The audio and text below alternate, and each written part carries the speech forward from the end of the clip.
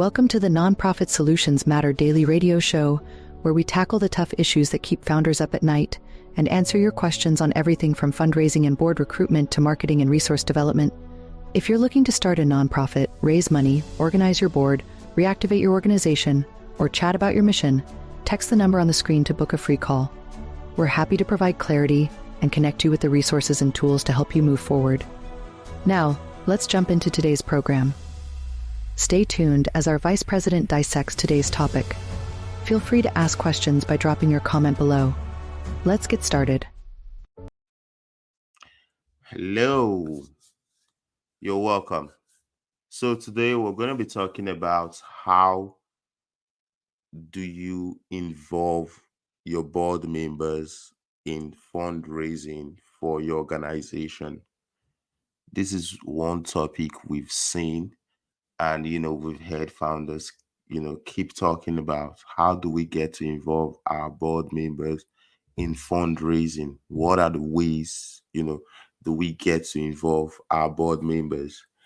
And one challenge we've seen that because founders do not know the answer to this question, they've gone ahead to involve their board members in the wrong way, and that has limited or basically just uh you know should I say discouraged the passion of the board member, because actually their task, their responsibilities that are meant for board members, and then their responsibilities that are meant for staff, for volunteers. But we found the founders, because they don't know this, they tend to involve board members in responsibilities that are meant for volunteers, for staff, thereby wearing founders out, board members out.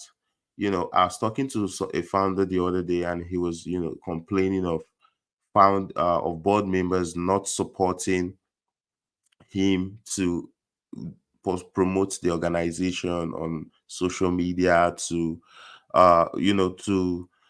do social media, to do marketing, those mundane style stuff that volunteers could take up on. So really, what are the tasks, or what areas should board members really be involved as regards fundraising? If not the mundane stuff, what should they do?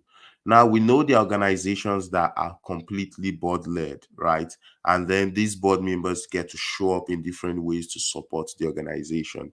There are situations like that.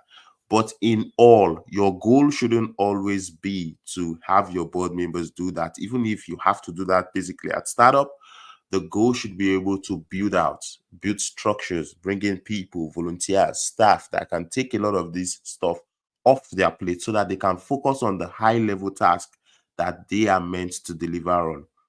So what are some of these high level tasks that board members are supposed to support you in as regards fundraising? The very first is what we call the 100% board giving. And this isn't something you just bring up during your next board meeting, or, just anytime you want to.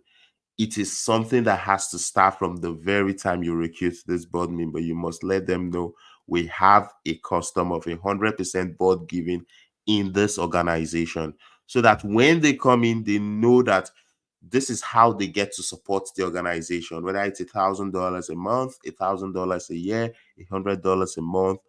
They know somehow you have to be able to support the organization to achieve its mission.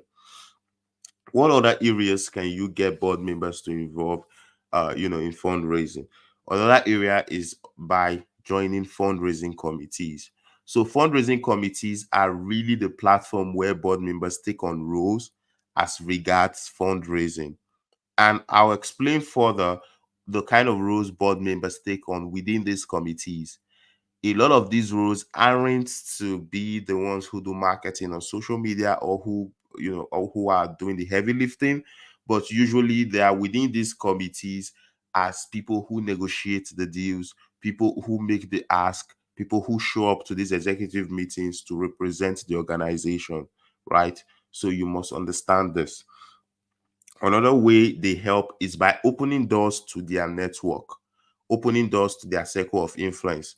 Some of these founders have worked with companies, some have worked with, you know, some own businesses, some have family members who are CEOs, some have friends who are business owners.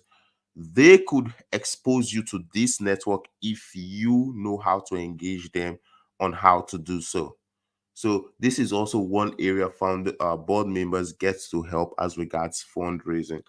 Another key area we've seen, like I said before, is negotiating the deal and making the ask, usually within committees. But even without being within committees, board members could still be deployed to go negotiate deals or make the ask on behalf of the organization.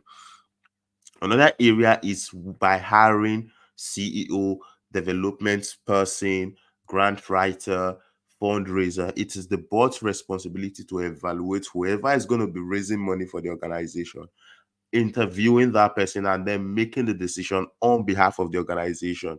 So this is another key area board members come in, right? Another key areas board member come in is in building fundraising systems and processes. The truth is, it is the responsibility of you board members to make sure there are fundraising systems and processes that are running consistently to bring in money for the organization. Some organizations run with just one source of income, which is wrong. As board members, it is your responsibility to begin to mobilize other areas of revenue generation for the brand, so that you're not overly dependent on one area, thereby running in a slippery slope if things go bad within that area. So it is the board members' responsibility to make sure systems and processes are in place to make sure money is coming into the organization consistently. Another key area we've seen that board members also come in is in advocating for the organization across their personal and professional network, across your social media space, across your professional network. You're letting people know, I'm a board member of this organization. This is what we do. This is how we do it. Sometimes you don't have to ask for money, but by simply talking about the work you do, how you do it, and how you change life, people could donate to your work. So just by being an advocate, just by being a voice for the organization, board members can support the fundraising of the organization. There are other high-level areas board members come in from, putting in fundraising policies to supporting the CEO as regards fundraising. Other areas that sometimes may not be entirely mentioned. But like I said, you must be able to involve them in the areas that are best fit for board members. Involving them in mundane stuff, getting them to go do your websites, trying to get them to handle marketing, trying to get them to be the fundraiser, trying to get them to take on day-to-day stuff that staff and volunteers are supposed to do. You're going to wear your board members out, and in no time you're going to have dormant board members who are not committed or who are shying away from your organization. So basically, I hope you now understand the role your board members play when it comes to raising money. Reach out to us and we'll be happy to help you. Till I see you another time. Bye-bye. Thank you for tuning in to the Nonprofit Solutions Matter Daily radio show. We hope today's insights have been valuable in helping you tackle the challenges and opportunities within the nonprofit sector. We're here to support you in starting, raising funds for, and growing your nonprofit. If you have any questions or need further assistance, don't hesitate to reach out. You can send us an email to book a free discovery call, or simply comment below, and we'll get back to you as soon as possible. We look forward to hearing from you and helping your organization thrive. Until next time, keep making an impact and stay tuned for more great content.